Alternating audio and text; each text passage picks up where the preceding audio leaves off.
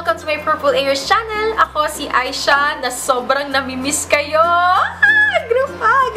Guys, matagal akong nawala and I'm definitely back. So, kagabi, nag-check ako ng mga messages, yung mga iilang messages and emails, and sorry, hindi ko pa kayo nare-replyan lahat. Sorry. Pero napansin ko na marami sa inyo yung mga nanghihingi ng advice, suggestions tungkol sa mga makeup products. Meron doon nabasa ako, tinanong niya kung ano ba yung favorite kong eyeshadow na talagang pigmented and can last the whole day, yung mga pangmalakasan, ganun. And kadalasan talaga tinatanong sa akin, ano yung favorite foundation ko na natural looking, hindi mukhang makapal at hindi nagkikake. So, saktong-sakto. Guys, sorry kung medyo bumubulong ako kasi andito si Sky sa gilid ko. Madaling araw na. So, alam nyo na, film pa more. So, yun na nga guys, saktong-sakto. Kasi kung natandaan nyo, nag-haul ako nung kailan and may mga products ako natanggap from Sephora. So, this video is a collaboration with Sephora PH, and yes guys, finally, meron ng Sephora dito sa atin sa Pilipinas. So, hindi nyo na kailangan magpabili sa mga kamag-anak nyo sa States ng mga makeup na hindi available sa ating mga local dep stores, ganyan, or mga local malls.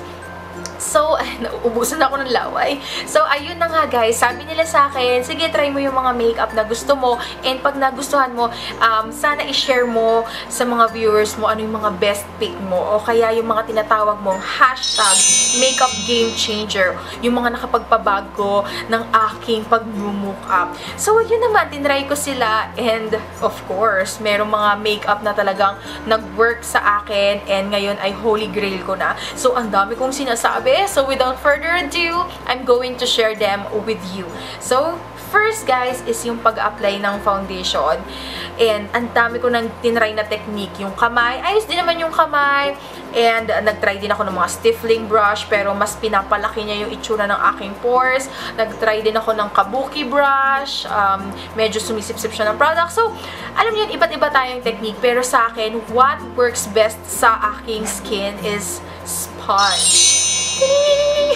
And this is the original beauty blender. Pero bago ako gumamit ng ganito, nakagamit na rin ako ng sponge sa mga iba't ibang brand, mga replica, perfect dupe. And guys, dati hindi ako naniniwala. Sabi ko, bakit sobrang mahal ng beauty blender? Eh, may mga tawag nito, may mga sponge naman dyan na sagsi 60 pesos, tagwa 100 pesos. Sponge naman, sponge lang naman yan, der. Pero, not until na-try ko na tong si beauty blender. Ay, guys, hindi dahil sa presyo pero sobrang may malaking diferensya nga.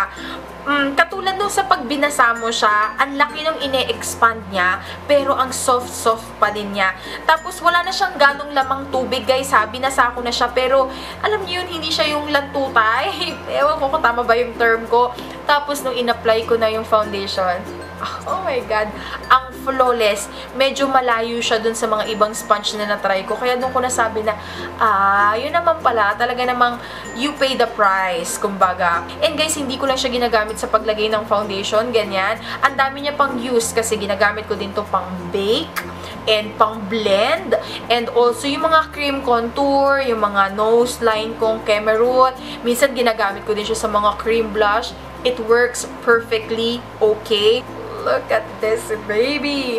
Shining, shimmering, splendid. Nung umu-order ako, mas mahal pag may ganito. Tawag pala dito, guys, is the Bling Ring Beauty Blender. Sabi ko, ano ba yan? Wala bang beauty blender lang? Kasi, mas mahal to. Sabi ko, ganyan. Kaya lang, out of stock yung beauty blender lang talaga. Pero, na-realize ko na lang nung naguhugas na ako ng beauty blender. Tapos, nilagay ko siya dito. Sabi ko, okay. Naubos na yung laway ko. Sabi ko, okay, may purpose din naman pala talaga siya.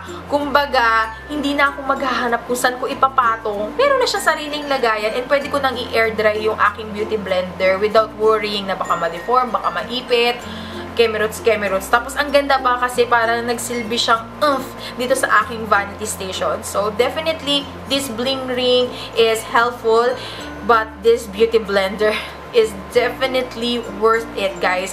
Okay na mag-invest dito kahit mahal kasi may mga friends ako na nagsabi, matagal naman yung tinatagal nito. So, wag nyo lang masyadong alam niyo yun yung kuko nyo, pag hinuhugasan nyo, huwag nyo masyadong ididiin na ganyan kasi mabubuta siya. So yun, thank you so much, Beauty Blender. I like it so much. Alright, let's now move on naman sa fonda. Dalawa yung fonda na meron ako from Sephora PH, but guys, yung isa bet, yung isa hindi ko bet. And they are both from Becca Cosmetics. Okay, etong isa is the Becca Ever Matte Shine Proof Foundation. Ayos naman siya eh. Maganda eh. Sobrang matte nga lang niya, guys, na combination skin kasi ako. Lalo na kasi nag-research ako and madaming YouTubers ang nagkagusto dito sa Becca na to. Pero may mga areas kasi ako na dry and hina-highlight niya masyado. And napansin ko sa kanya, nagkikake siya sa aking skin type. So, medyo hindi ko siya bet.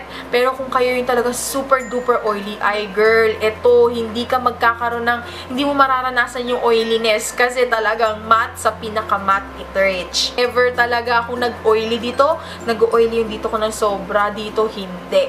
Pero yun nga lang, hina-highlight naman niya yung mga dry patches ko. So, it's a no-no for me. Pero guys, itong isang Becca foundation na meron ako, which is the Becca Aqua Luminous Perfecting Foundation. Ay, bet na bet ko to. Ito yung tipo ng foundation that will make your skin look super duper glowing, healthy. Pero hindi oily ah. Sa akin, hindi siya naging mukhang oily.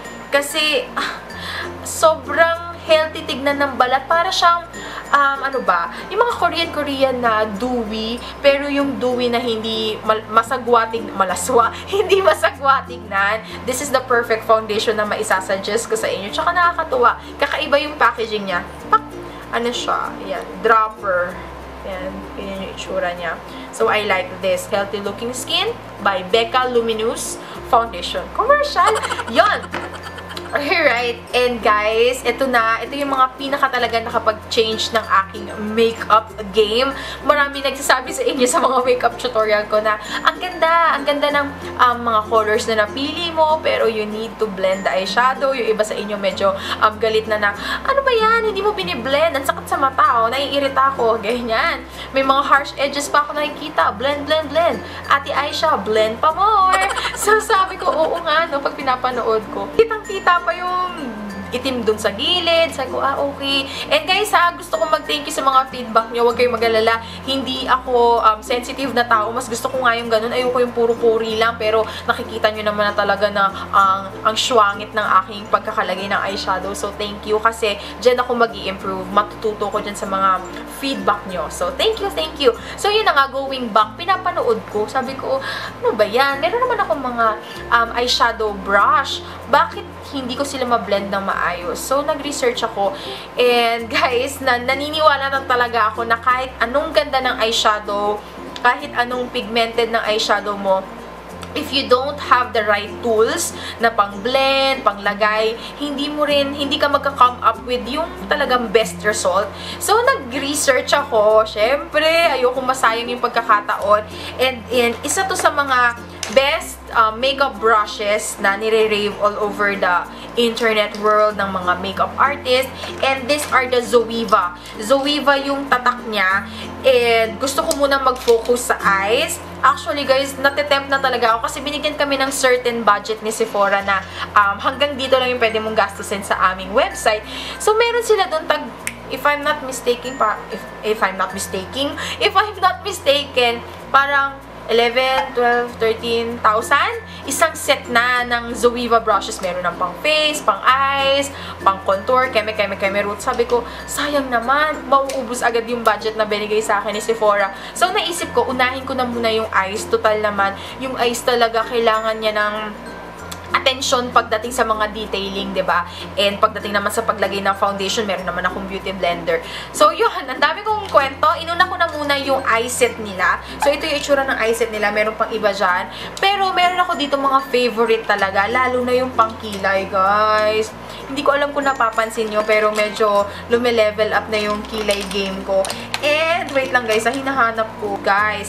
First is the 317 or yung wing liner. Pang-create ata talaga siya ng cat eye, pero ako, ginagamit ko siyang pangkilay. Kasi, yung pagdating dito sa part na to, minsan nakaka-create pa ako ng mga kunya-kunyari ang buhok. Tapos, pagdating sa pagbubuntot, ay, ang bilis niya makabuntot kasi sobrang nipis niya. Wala akong autofocus. So, yan. Basta sobrang nipis niya na ang dali-daling i-work yung product.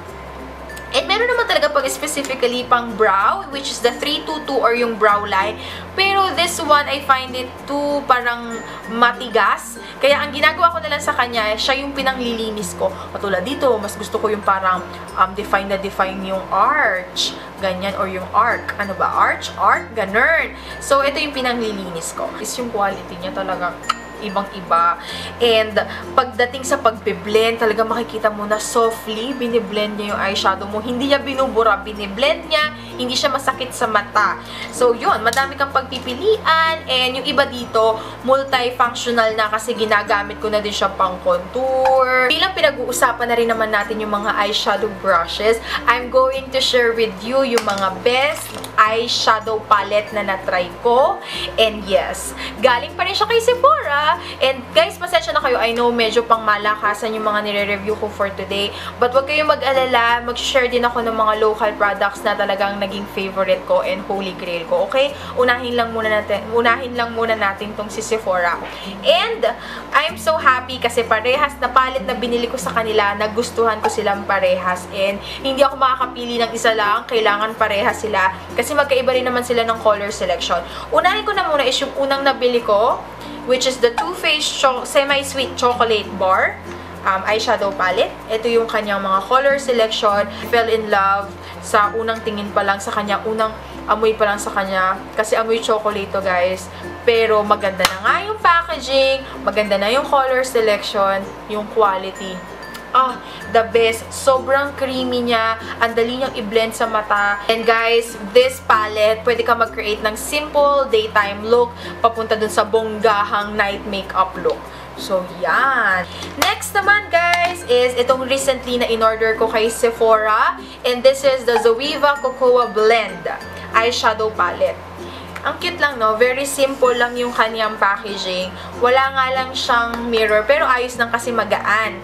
And guys, look at that! Yung mga colors niya. Bagay sa fall. Wala man tayong fall dito, pero pwede ka pa rin mag-fall na makeup, diba? And yan. Ito yung mga favorite color ko dito, guys.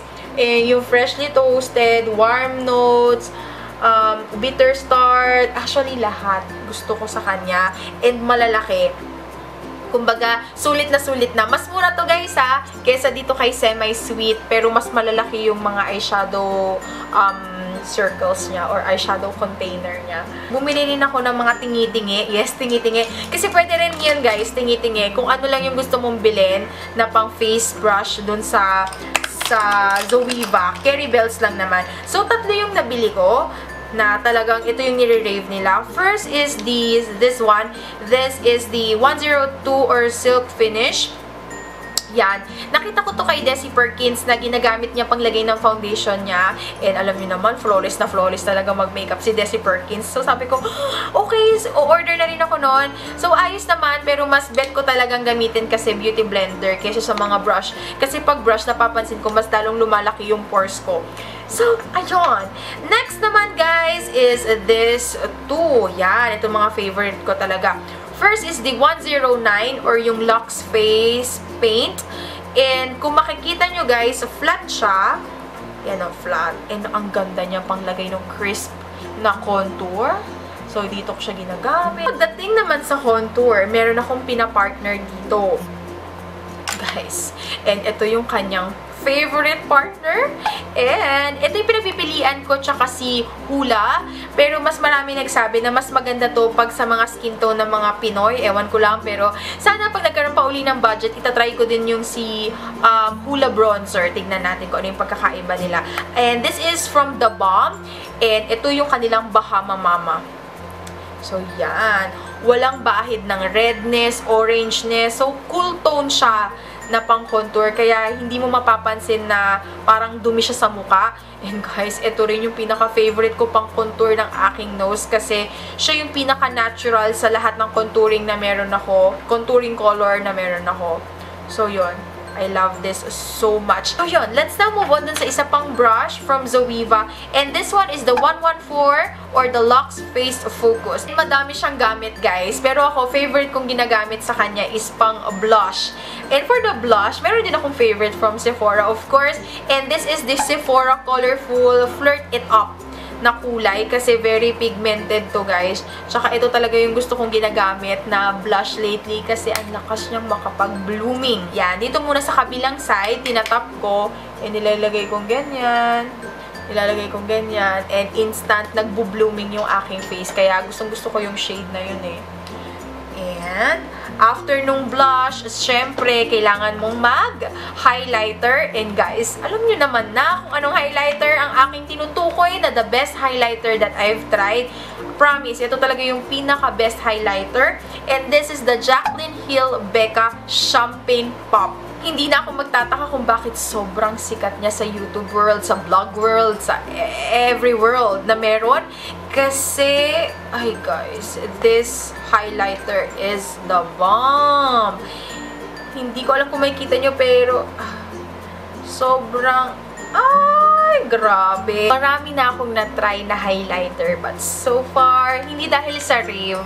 Pero ako kasi, kahit nire-rave, kung hindi nag-work sa akin, sasabihin ko sa inyo, promise. Pero ito, the best.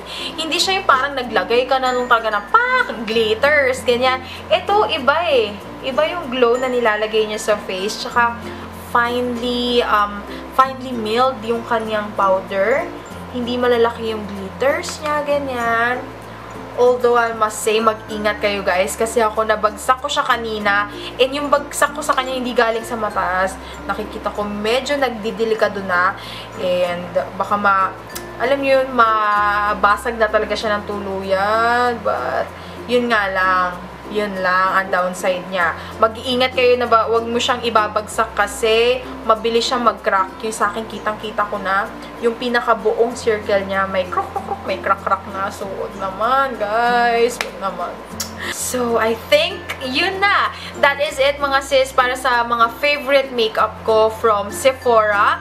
And guys, again, Sephora is now available dito sa atin, sa Philippines. All you need to do is to go to their website, www.sephora.ph, and pwede na kayong umorder ng mga makeup doon, and they will deliver it right in front of your doorstep. Plus, meron pang free shipping. I think pag naka 1,200 ka, free shipping na yon. And yun guys, go, go, go. So yun, again guys, I know medyo pricey or talagang pricey yung mga ni-review kong products sa inyo ngayon. But I promise na I'm also going to come up with the local version ng mga holy grail ko na makeup na sobrang nagustuhan ko. Ayun, thank you so much sa panonood. And lagi kayong mag-iingat. Kung naging helpful po itong video na to, please give me some love. I-like nyo po ang video na ito. And guys, kung hindi pa kayo nakapag-subscribe, what are you waiting for? Please subscribe to my channel para naman po ma-notify kayo sa tuwing nag-upload ako. And dumami pa ang aking mga Eros loves. So, dumami kayo, ay humayo kayo at magparami. Thank you so much guys! Ingat kayo lagi. I love you and kita-kits sa susunod kong video. Paalam! Bye! Up here!